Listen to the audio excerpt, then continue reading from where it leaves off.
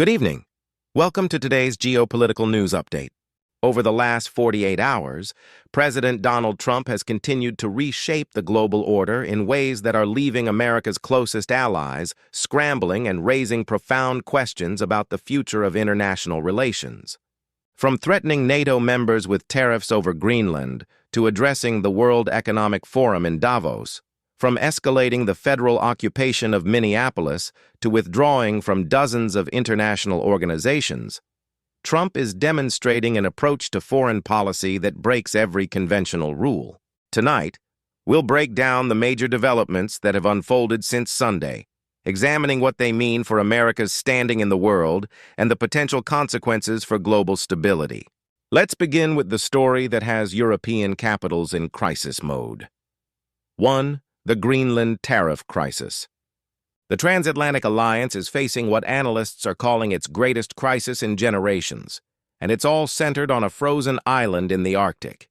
Over the weekend, President Trump escalated his demand to acquire Greenland by threatening to impose 10% tariffs on 8 European countries unless they support his bid to purchase the Danish territory. The targeted nations are Denmark, Finland, France, Germany, the Netherlands, Norway, Sweden, and the United Kingdom. All of them are NATO allies. All of them have refused Trump's demands. The president announced these tariffs would begin on February 1st and increase to 25% by June 1st, if no deal is reached for what he called the complete and total purchase of Greenland. Trump's justification for this extraordinary move is national security. He claims that joint NATO military exercises around Greenland create a very dangerous situation for the safety and survival of the planet. According to the president, only direct U.S. control of Greenland can ensure Arctic security.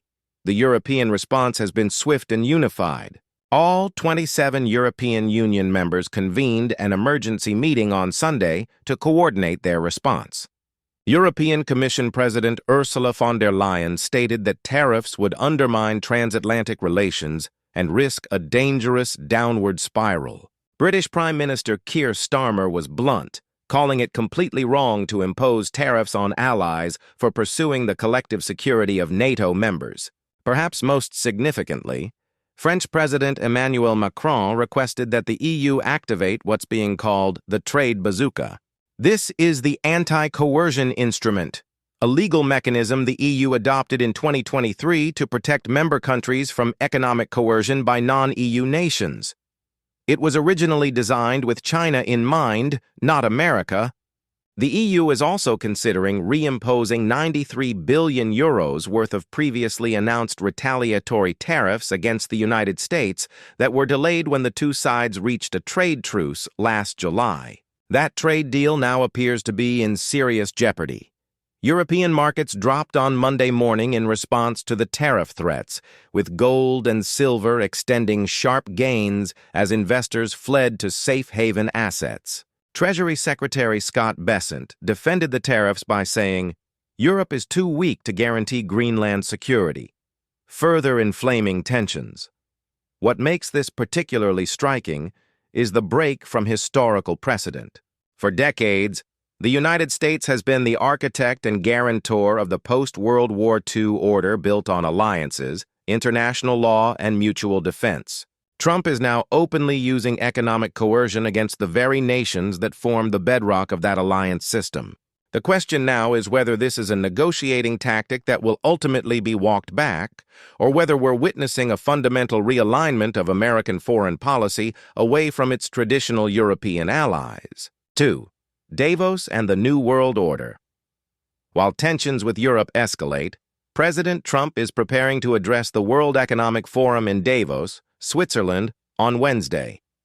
His attendance at the annual gathering of global elites comes at a moment of unprecedented upheaval in the international system. The theme of this year's forum is a spirit of dialogue, though many are questioning whether dialogue is possible given the current climate. Nearly 3,000 high-level participants from business, government, and civil society are attending, including more than 60 heads of state and government. Trump's speech will be closely watched for signals about his broader vision for America's role in the world. Will he attempt to reassure business leaders and foreign governments about economic stability? Or will he double down on his aggressive America First approach? The president also plans to hold a meeting of what he calls his Board of Peace on Gaza at the forum. Russian President Vladimir Putin has reportedly been invited to join this committee, which will oversee reconstruction efforts in Gaza. This unusual move of bringing Putin into Middle Eastern peace efforts has raised eyebrows among traditional U.S. allies in the region. Trump is expected to meet with global business leaders on Wednesday after his address. CEOs in financial services, cryptocurrency, and consulting have been invited to a reception. The agenda remains unclear, but many business leaders are anxious about the uncertainty created by his tariff policies and aggressive foreign policy moves. What's becoming clear is that Trump sees the current moment as an opportunity to fundamentally restructure the global order. He's explicitly invoking the Monroe Doctrine from 1823 bars, updating it to what he calls the Don Roe Doctrine. The State Department even posted on social media showing a scowling Trump with the words, "This is our hemisphere." This represents a return to 19th century concepts of spheres of influence and great power politics, a dramatic departure from the rules-based international order that has prevailed since 1945. 3. Minneapolis crisis continues. Back home, the situation in Minneapolis continues to deteriorate as the Trump administration escalates what it calls Operation Metro Surge. More than 3,000 federal agents are now operating in the Twin Cities area, making this what the Department of Homeland Security describes as the largest DHS operation in history. The deployment includes immigration and customs enforcement officers, Border Patrol agents, and personnel from various Justice Department agencies. The crisis intensified following the fatal shooting of 37-year-old Renee Good by an ICE agent on January 7th. Good, a U.S. citizen, was shot in her car as she allegedly blocked a road during an immigration operation. Her death sparked massive protests and further inflamed tensions between federal agents and local communities. Over the weekend, federal prosecutors in Minnesota began resigning in protest. At least 6 lawyers at the UAS Attorney's office have quit after receiving pressure from the Trump administration on how to conduct the investigation into Good's death. Sources say the White House wanted the probe to focus on Good's actions and those of people around her rather than examining the agent's conduct. On Friday night, a federal judge issued a preliminary injunction preventing federal agents from retaliating against peaceful protesters or stopping people in their cars if they aren't obstructing operations. The judge also banned the use of pepper spray, tear gas, or other crowd control munitions against peaceful demonstrators. The Trump administration immediately appealed this ruling on Saturday, signaling its intent to continue aggressive tactics. Meanwhile, the state of Minnesota, along with the cities of Minneapolis and St. Paul, have filed lawsuits calling the federal operation a federal invasion. Minnesota Attorney General Keith Ellison emphasized that the lawsuit isn't aimed at kicking out ICE entirely, but is in response to what he called an unprecedented escalation. Governor Tim Walz and Minneapolis Mayor Jacob Frey are now under Justice Department investigation for possible obstruction of federal law enforcement. Walz accused the federal government of weaponizing the justice system and threatening political opponents, while Frey said he will not be intimidated. President Trump has threatened to invoke the Insurrection Act if Minnesota politicians don't obey the law.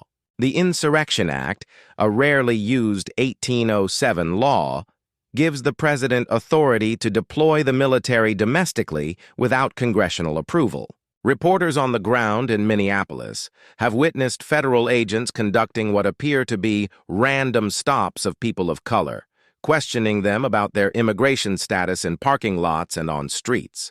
In one incident, agents stopped vehicles at a Tesla charging station and questioned multiple drivers, all of whom were people of color. The Trump administration has fixated on Minnesota's Somali community, the largest in the United States. Last month, the president called Somali people garbage and said their country stinks. The vast majority of Minneapolis's 84,000 Somali Americans are UAS citizens, yet many report carrying their passports out of fear of being detained by federal agents. What's happening in Minneapolis represents a fundamental shift in how immigration enforcement is conducted in America. Traditional targeted operations based on specific warrants have been replaced by what critics call sweeps and random questioning. The long-term impact on community trust in law enforcement and the precedent this sets for federal-state relations remains deeply concerning. 4. Withdrawing from the world. In another major development that received less attention amid the Greenland and Minneapolis crises, President Trump announced on January 7th that the United States is withdrawing from 66 international organizations. These include the Intergovernmental Panel on Climate Change and the Partnership for Atlantic Cooperation, an innovative multilateral framework for cooperation among nations that border the Atlantic Ocean.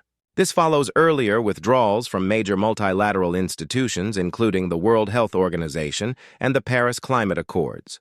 The Trump administration has also shut down the United States Agency for International Development and dramatically reduced funding for many UN agencies. The cumulative effect of these withdrawals is a wholesale retreat from American engagement in international institutions. For decades, the United States has been the primary architect and funder of the global institutional framework. Trump is systematically dismantling that framework without offering a clear alternative vision. Perhaps most concerning to national security experts, the last remaining arms control treaty between the United States and Russia is set to expire next month. The new Strategic Arms Reduction Treaty establishes limits on deployed strategic nuclear warheads. Trump and Putin have yet to discuss what will replace it. Without this treaty, there will be no limits on the nuclear arsenals of the world's two largest nuclear powers for the first time since the 1970s. This raises the specter of a new nuclear arms race at a time when geopolitical tensions are already elevated. 5. What it all means. So what do these developments over the last 48 hours tell us about the trajectory of American foreign policy? First, Trump is demonstrating that he feels completely unbound by precedent, norm, or law when it comes to international relations. The threat to impose tariffs on NATO allies over a territorial dispute is unprecedented in modern American history. Using economic coercion against democratic allies while pursuing closer ties with adversaries like Russia represents a fundamental inversion of traditional U.S. foreign policy. Second, the concept of a rules-based international order appears to be giving way to what analysts call transactional great power politics. Trump views international relations through the lens of deals and leverage rather than shared values or long-term strategic partnerships. Greenland isn't about Arctic security or alliance solidarity. It's about acquiring territory and demonstrating American power. Third, the domestic use of federal force is expanding in ways that alarm civil libertarians and constitutional scholars. The deployment of 3,000 federal agents to Minneapolis, the threat to invoke the Insurrection Act, and the investigation of elected officials who resist federal operations all point toward an increasingly assertive executive branch willing to override state and local authority. Fourth, American withdrawal from international institutions is creating a vacuum that other powers, particularly China, are eager to fill. When the United States abandons leadership roles in global organizations, it doesn't mean those organizations cease to exist. It means America loses influence over how they operate and what priorities they pursue. The question that looms over all of this is whether Trump's approach will ultimately strengthen America's position in the world or undermine it. Supporters argue that decades of multilateral engagement have weakened American sovereignty and allowed allies to free ride on U.S. security guarantees. They see Trump's aggressive tactics as necessary corrections to an imbalanced system. Critics counter that alliances and institutions exist precisely because they advance American interests. They argue that economic coercion of allies, withdrawal from international agreements, and abandonment of democratic values will isolate America and empower adversaries. What's undeniable is that the world order that has prevailed since 1945 is being fundamentally challenged, not by rising powers like China, but by the United States itself.